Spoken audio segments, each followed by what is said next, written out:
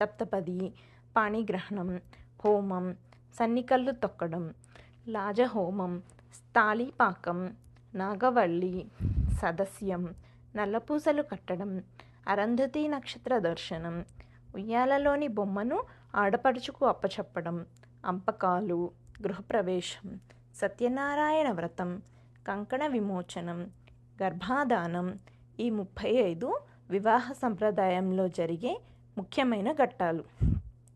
వాటి వివరణలు మా దగ్గర ఉన్న వాటి ప్రకారం మీకు వివరిస్తాము. నిశ్చయ వివాహం అనగా పెద్దలు నిర్ణయించి కుదిర్చిన పెళ్ళి. నిశ్చయ వివాహాన్ని ఆంగ్లంలో అరేంజ్డ్ మ్యారేజ్ అంటారు. హిందూ సాంప్రదాయ ప్రకారం ఎక్కువగా నిశ్చయ వివాహాలు జరుగుతాయి.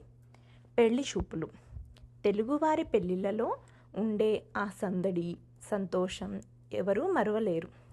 సకుటుంబ సపరివార సమేతంగా భాజా భజంత్రీల నడుమ సంతోషంగా జరిగే ఆ కళ్యాణ మహోత్సవం అందరి జీవితాలలో ఒక మరువలేని సంఘటన.